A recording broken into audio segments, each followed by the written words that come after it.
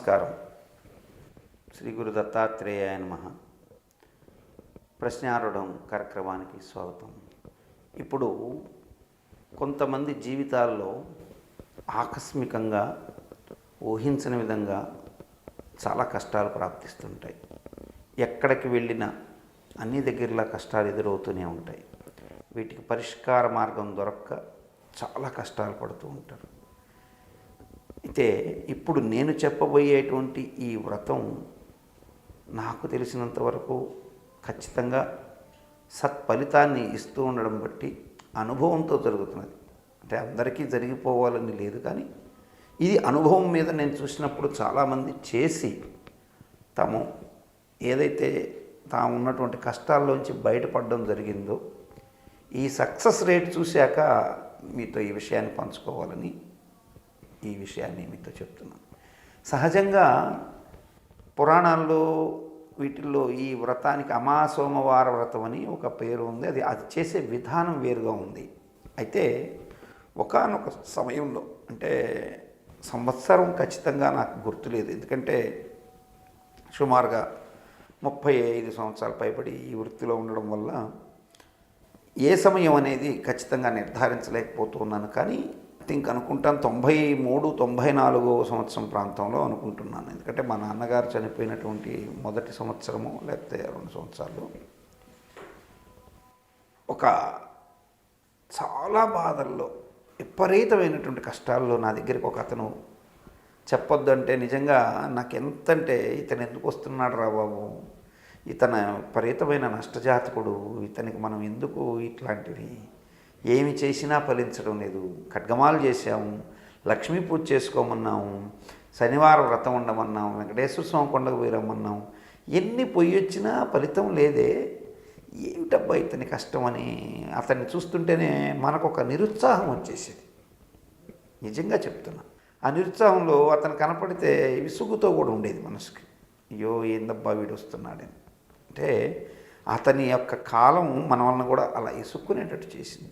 ఒకనాడు ఎందుకో ఈ అమాసోమవార వ్రతాన్ని అక్కడ ఉన్న విధానానికి తద్విరుద్ధంగా నేను అతనికి వ్రతాన్ని పురాణంలో ఉన్నదానికి విరుద్ధంగా నాకు ఈశ్వరుడు చెప్పిన ప్రకారంగా అతని చేత ఇదిగో ఈ వ్రతం చేసుకో, నీ దరిద్రం ఖచ్చితంగా తీరిపోతుందని ఏదో ఒక నిజం చెప్పాలంటే ఇక అతన్ని తప్పించుకునే ప్రయత్నంలో అన్నట్టుగా చెప్పేశాను.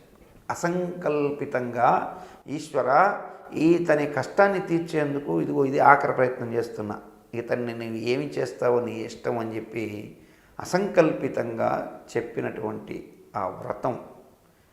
అయితే చిత్రంగా ఏమిటంటే అమాసోమవారం అనేటువంటి ఆ వ్రతం ఎంతటి ఫలితాన్ని ఇచ్చింది అనేది ఇప్పుడు మీరు తెలుసుకుంటారు.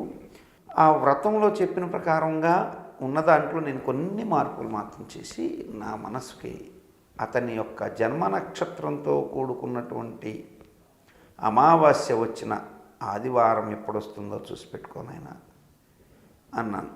అతని పూర్వజన్మ సుకృత కర్మఫలం ఒక 2 నెలల 15 రోజుల తర్వాత అమావాస్య ఆదివారం అతని జన్మ నక్షత్రం అన్నీ కలిసి వచ్చాయి. ఆనాడు కొన్ని పూజలు, ఇప్పుడు చెప్పబోయే పూజలు చేయించి సోమవారం రోజున ఈశ్వరుడికి కొన్ని పూజలు చేయించడం జరిగింది. చేసుకోమని చెప్పాను. నేను కూడా పడలేదు, నువ్వే చేసుకో, ఎవ్వరు అవసరం లేదు, నువ్వే వెళ్ళి ఈ విధంగా చేసుకో అని చెప్పడంతో అలా కాదులేండి ఒక బ్రాహ్మణుని తీసుకువెళ్ళి చేయించుకుంటానన్నాడు. చక్కగా తీసుకెళ్ళమని చెప్పాను. ఆ అమావాస్య రోజున ఆ రోజు సముద్ర తీరానికి వెళ్ళి చక్కగా ఒక సముద్రం ఒడ్డున కూర్చొని ఈశ్వరుడిది సైకత లింగం, అంటే సముద్రం ఒడ్డున ఉన్నటువంటి మట్టిని చక్కగా సైకత లింగం చేసి యజ్ఞభస్మం, అంటే హోమం చేసిన భస్మం తీసుకెళ్ళమన్నాను. చూడండి ఎంతటి శక్తి ఉంటుందో భస్మానికి. అది యజ్ఞభస్మం అంటే సహజంగా అందులో మంత్రాలు ఉంటాయి. నేను ఆ ఉద్దేశంతో దేవాలయంలో ఉన్నటువంటి ఆ దేవస్థానం యాజ్ఞిక మండపంలో ఉన్నటువంటి ఆ విభూతి తీసుకెళ్ళమన్నాను.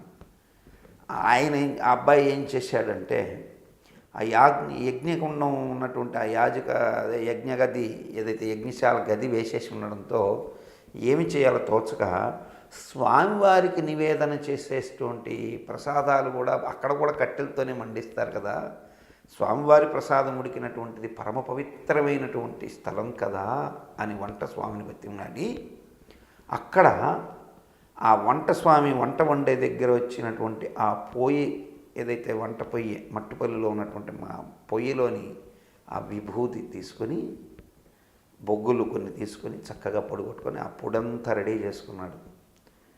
నేను చెప్పింది యజ్ఞశాలలోని విభూతి, అది మంత్రాలతో చక్కగా అభిషేకించబడినటువంటి గోవు పేడతో చేసినటువంటి పిడకలు అన్నీ వేసి చేసేటువంటి యజ్ఞస్థలం.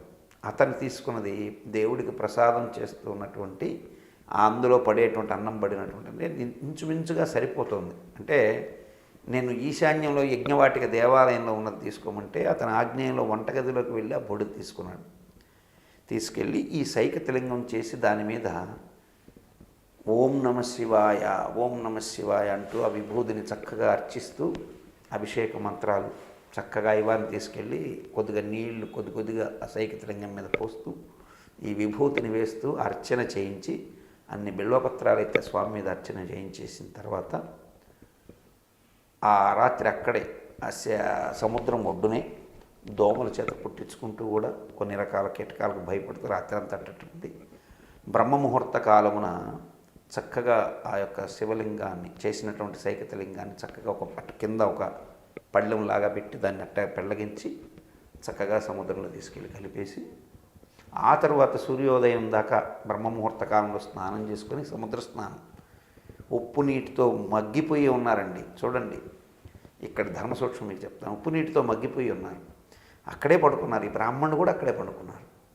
ప్రాతకాలం 3 గంటలకు లేచి ఈ విధంగా చేసేసిన తర్వాత స్నానం చేసుకొని ప్రాతకాలం అంతా కూడా 4 గంటల నుంచి చక్కగా స్నానం చేసి ఆ సముద్రం ఒడ్డునే మరల సైకతలింగం ఇసుకతో మళ్ళీ ఒక లింగం చేసుకొని దేవతార్చన అంటే బ్రాహ్మణుడు సంధ్యావందనం చేసుకున్న తర్వాత ఇతను కూడా యథాశక్తి సూర్యుడికి నమస్కారాలు చేసిన తర్వాత ఆవు పాలు ముందుగా ఒక మనిషిని సిద్ధం చేసి పెట్టుకొని ఏర్పాటు చేసి పెట్టుకున్నటువంటి పాలు ఒక దగ్గరలోని గ్రామంలోని అతను ఆవు పాలు తీసుకురాగా ఈ ఆవు పాలతో ఆ శివలింగానికి అభిషేకం చేసి చక్కగా దాన్ని కూడా తీసి చక్కగా ఎత్తుకెళ్ళి వేశారు.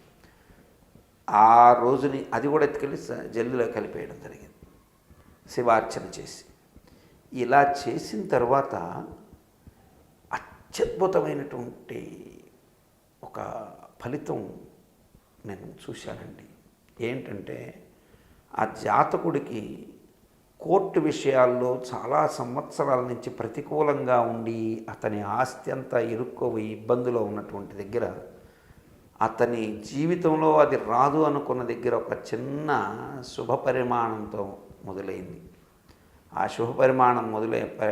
శుభపరిణామం మొదలైన తర్వాత అతని ఆస్తి కోర్టులో అతనికి స్వాధీనంకి మొట్టమొదటి మెట్టు పడంగానే అతను ప్రతి ఆదివారం అమావాస్య వచ్చిన రోజు ఇక నక్షత్రంతో పని పెట్టుకోకుండా ఆదివారం అమావాస్య వస్తే చాలు, లేదా అమావాస్య వచ్చి పక్క రోజు సోమవారం వచ్చినప్పుడు కానీ ఇటువంటివన్నీ కూడా చూసుకొని అతను నక్షత్రం లేకపోయినా వెళ్ళి అభిషేకం చేసి వస్తుండేవాడు.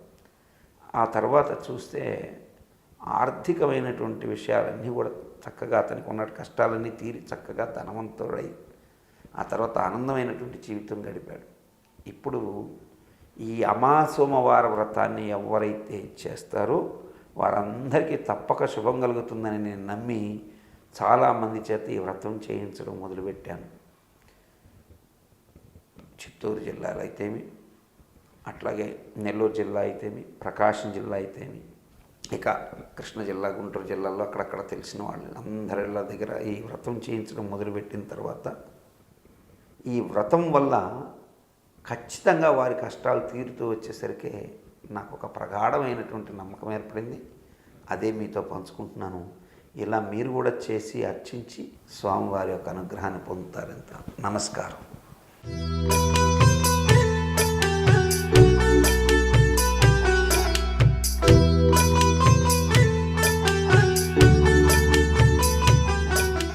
ఇలాంటి మరిన్ని ఇంట్రెస్టింగ్ వీడియోస్ చూడాలనుకుంటే మా ఛానల్ని సబ్స్క్రైబ్ చేసుకోండి. పక్కన కనిపిస్తున్న ఈ గంట సింబల్ని ప్రెస్ చేయండి.